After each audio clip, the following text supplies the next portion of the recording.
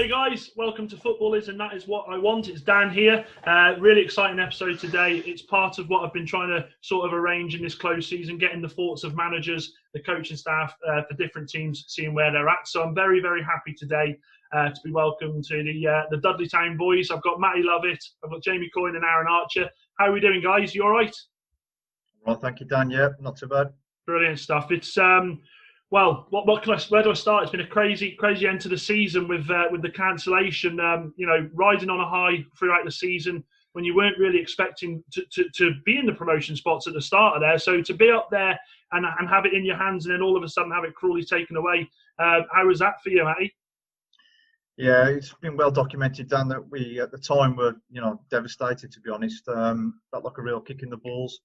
Not just because of, the hard work the players put in, but it's the time and effort of everybody else off field. It's a joint effort. And, yeah, to kind of have that ripped away from you with little explanation, really, and little process, it was difficult to take. We're quite lucky, though, that realistically the squad took it really well, to be honest. They were really positive about it.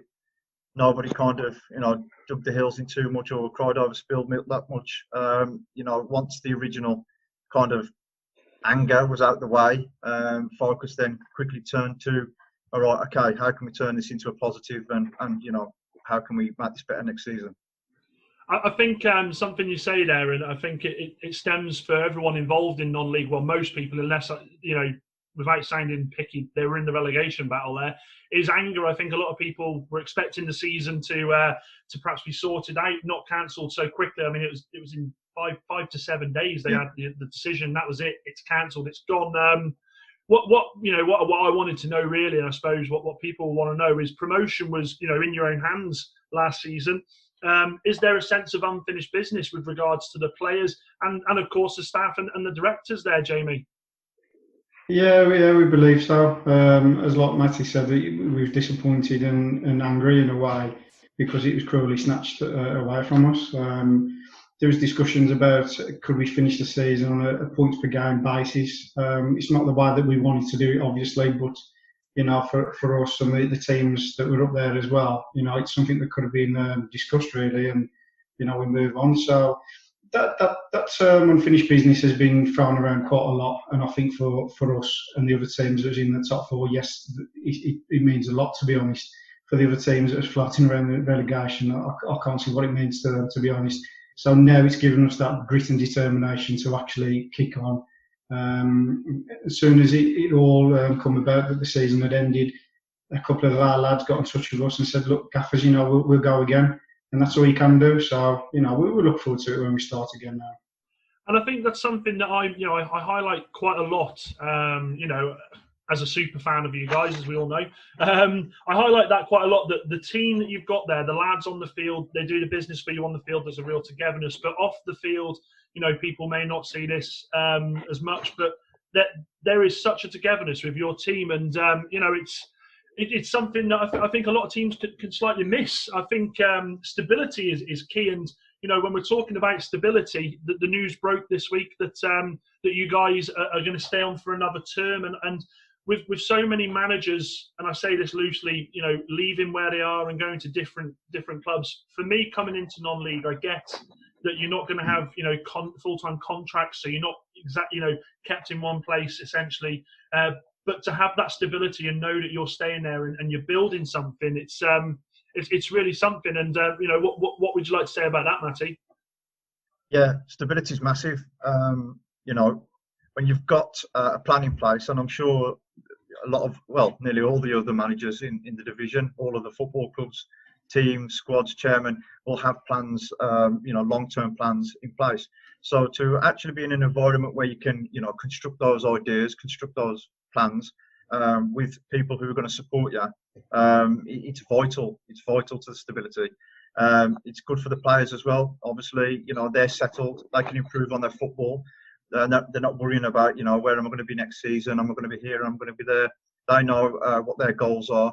They can get their head down and work to those. So together, stability, it's massive.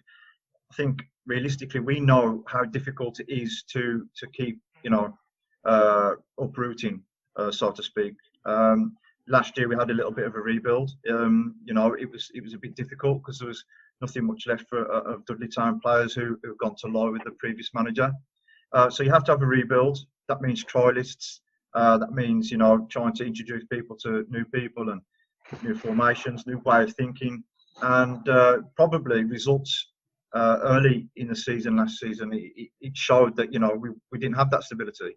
But as time went on, we got into our flow, and so for next season, for the fact that we're here again and we've kept, you know, near enough all the lads, it's going to be a really big advantage for us, you know. That's great to see and hear, because as I said, there's so many movements in the divisions at the moment that you sort of, for me coming into it new, it's all brand new to me, seeing so many movements. So yeah, I think for everybody involved, you know, to see you guys are going to be staying for another season, and as I used that term before, unfinished business. Sorry, it's really good to see. With regards to that, to the season coming, promotion obviously was there last season. You got the 4 spaces again this season, in a season that's going to be extremely tough again. The league was tough last year. Where do you see yourself going now? I think we'll come to Aaron for this. Yeah, well, really, we carry on from where we left off last season. People probably see us as underdogs last season, and we probably did overachieve. But as long as you got players who want to play and want to give it their all, you know what I mean. You don't know where you don't know where it could take you, and obviously it took us up right up there near the top of the table. So obviously we just got to do it again. Same momentum. Same. What's the word I'm looking for here? Yeah, mindset. Same mindset. Same goals. You know what I mean? Just go again. That's all we can do. To be honest, I think the league this season and the new season is going to be stronger, because obviously people who probably was out the race last season obviously thought they missed the boat, and they've got another opportunity now to jump on that boat. So it's going to be a harder season. I think the people who was there last season are going to be there. Plus, I think it's going to be really tight next season, if I'm honest. But we're ready for the challenge. I think, like you said there as well, Aaron, there is going to be a lot of teams that are going to really go for it this season. I think teams with the 4 promotions last season looked at it and thought, yeah, we're going to be in and amongst it. And as you said, the league was so tight towards the end of last season, but there was a lot of clubs that at the start of the season, when I spoke to people coming into this, said, nah, they shouldn't be where they are. You know, they shouldn't be where they are. Bilston had a really, really slow start to the season, ended up having a strong end to the season.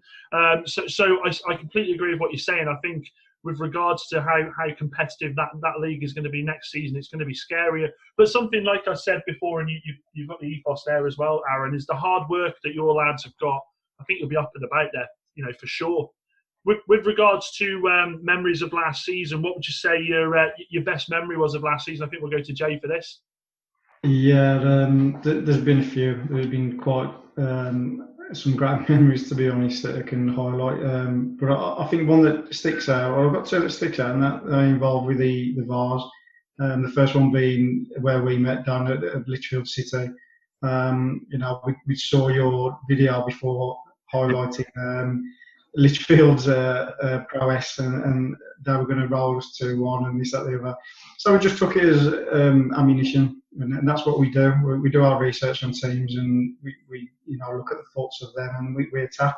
The game started off, Litchfield were on top a little bit with little tactical tweaks, you know, talking to the lads, keeping them calm, and it just saw us through. And as you saw, the celebrations at the end was brilliant. So if we could have dragged you in the changing room, we would have at the time. But I don't think I'd have survived.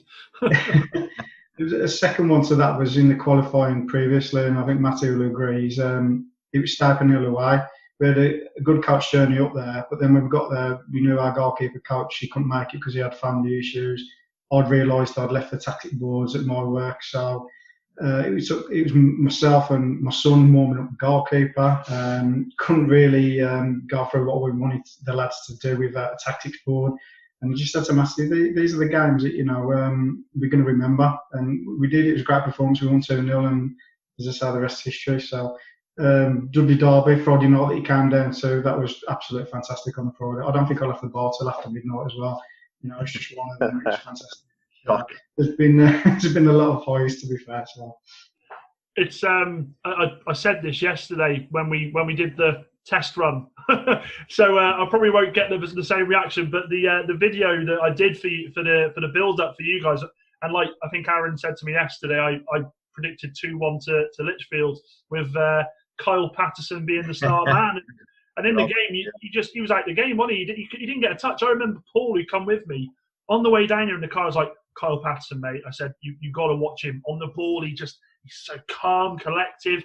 He gets taken off in the 60th minute, and he goes, which one was he? I was like, oh, he's just gone off, actually. He's just, no, we'll forget about that. But, with regards to...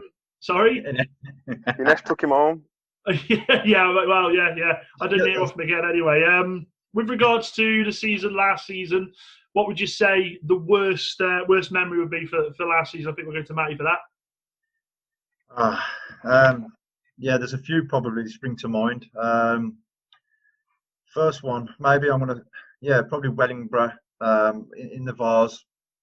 Obviously, we created history by getting to the second round of the Vars proper, which was joint history, should I say. So we were really proud of that, being in our first season with Dudley Town. First season in the Vars as well for a lot of us. So really proud, and the occasion was great, and the planning and the journey and everything was bang on. We went to military precision. It really was. Warm-up was fine. But for whatever reason, when the whistle blew, it was such a drab game. There was nothing in it. You couldn't really tell that, we were step 6 and Wellingborough step 5. It wasn't nothing like that. It was just, I don't know, we just didn't turn up, and still a little bit of regret about that. What could have been kind of things. I think they were there for the taking. But I'd have to say probably we suffered quite a few injuries last year, and two stick out in my mind. Ashley Smith away at Wensfield was a bit of a nasty one.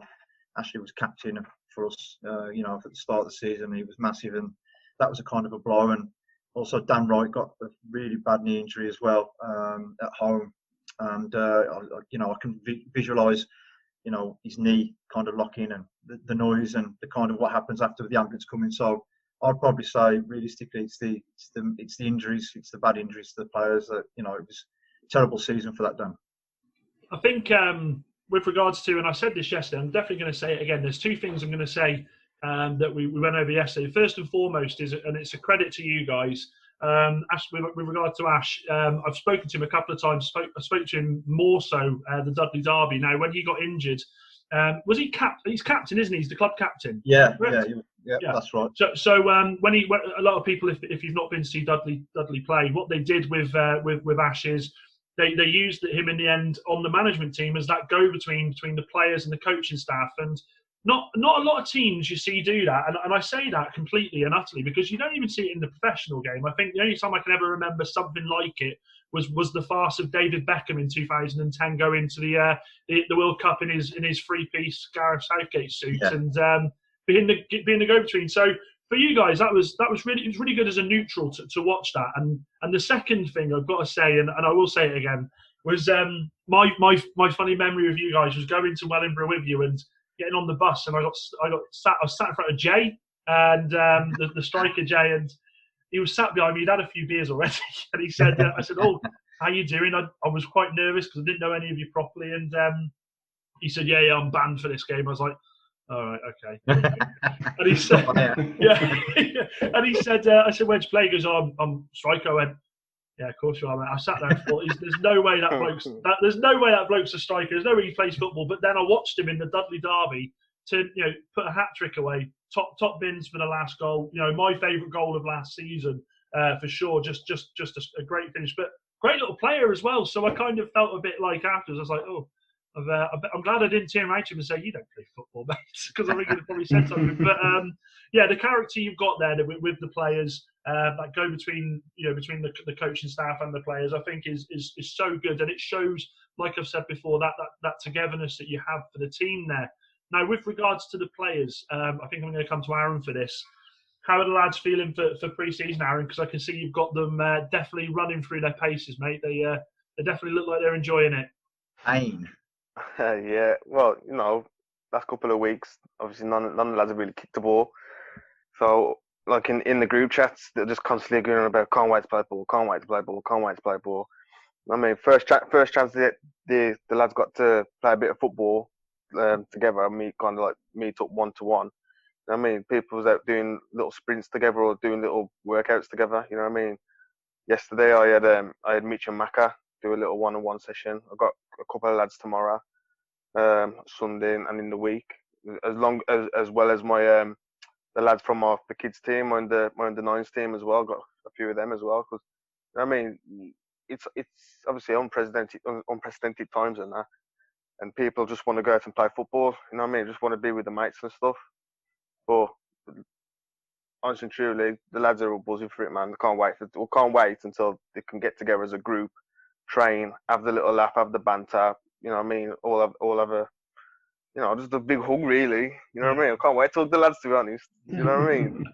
But yeah, they can't wait. They're gunning for the season. From time they said the season's gonna be cancelled. They says can't wait. You know what I mean? We're just gonna push straight for next season. Everyone's on it, so you can't ask for no more, can you? Spot Dan, on. it's interesting, Dan. I was straight on the phone yesterday as soon as he finished the one-to-ones. How are they getting? How are they looking? What's the fitness like? What's the belly like? And this kind of stuff. Yeah. Yeah, he's put a bit of timber on Matt, but I'll get it off. Well, I tell you what, mate. I think, like we said yesterday, I think I'm going to come to one of these pre-season sessions. Yeah. On the size of a house at the moment, it's ridiculous. In fact, You're going to hold it to that, Dan. It's awful, mate. Yeah, no, definitely. I'm up for that. One thing I wanted to sort of mention and go through now. I know we can't really talk too much until it's all completely out, but Duncan Edwards Foundation. Now, for me, as soon as I heard this, my ears pricked because I'm a Man United fan, of course, and I've already had the banter with that. But what a legend and what a legendary foundation to be well connected with. It's brilliant. How's this come about? Is this something new that you've been looking at for this season, or has it been in the works for a while now? Or yeah, well, Steve Austin, who's one of our directors, a club legend, he's been working with the Duncan Edwards Foundation for some time, to be fair. I believe in the past, Dudley Town have worked with the Duncan Edwards Foundation, but for whatever reason, over the last 3-4 seasons, whatever it may be, it hasn't really come to light. But for next season, there's an arrangement in place where we're going to be working together. We feel it's really important because we feel strongly, me, Jane, Aaron, and also everybody at the club, that as a football club of Dudley Town, I know we're playing Will and all, and people jip about that, but we still feel a massive sense of commitment to the community of Dudley. At Christmas, we were at Russell Hall Hospital, giving presents to the sick children. We do that every year. So we wanted to do more this year. So I think the directors have opened dialogue with the Duncan Edwards Foundation, and yes, they've put something in place. So we'll both be working together next year, which is massive. We get to do our bit, and and what a fantastic association to be associated with. They do a lot of good work for the people of Dudley, underprivileged children and whatnot. So fantastic, and it's just going to open doors for not just the club, but for the Duncan Edwards Foundation as well. As you know, Dan, Duncan Edwards was a resident, was born in Dudley and resident of Dudley. So we're really proud of him and to be connected with him. And this goes hand in hand really nice. We're really happy and positive about it. So what you're telling me is next season I can get my Dudley Town top with Edwards on the back then, is that? Well, yeah, I mean, brief conversations I've had with Steve have, there will be something along those lines available, mate. Yeah, definitely. We're only too happy to kind of advertise what a fantastic foundation it is. So I'm sure there'll be something like that coming up, mate. Yeah, definitely. Jay will sign one for you if you want, mate. Jay Coyne. Sorry? He'll sign one for you. You can have a signed one. I only want one signature, mate. I'm only having one signature, and that's Aaron. Hang on. What about Todd? Because last night he was your favourite. I've already got a signed shirt from Todd. I had it after the Wellingborough. I got his shirt after the Wellingborough game. Well, guys, listen. I really appreciate you not coming to speak to me one night, but 2 nights. I struggled to get my wife to speak to me for one night in a row. So the fact I've got you guys for 2 nights, brilliant. the work that you're doing, guys, with the Duncan Edwards Foundation is incredible. And for everyone who's watching this is, for me, a testament to the club that Dudley Town are. That, you know, a very giving club, a fantastically run club, and a very hard-working club that, for me, I'm sure will be definitely in the mix for promotion next season. I'm looking forward to it, and I will hold you to that, Aaron. I'm going to come and do a pre-season session, I reckon, mate. Just yeah. Right, if you want to come down, even if you want to come down once a week, you know what I mean. More than happy to have you down, mate. Spot on. You won't survive one, I don't think. Even if he survives the warm up, that's good enough. Yeah. What's the carrot at the end of the session? If I prove myself, will I get the number 9 for next season, or? What do you reckon? Give you a can of Carling. I'll buy you a pint in the bar after. There we go, even better. Spot on. Listen, guys, thanks very much for joining me, and as always, take care and stay safe, and enjoy the rest of your weekend. Cheers, Dan. Thanks, mate. Nice one. Take care. You, mate. Thank you.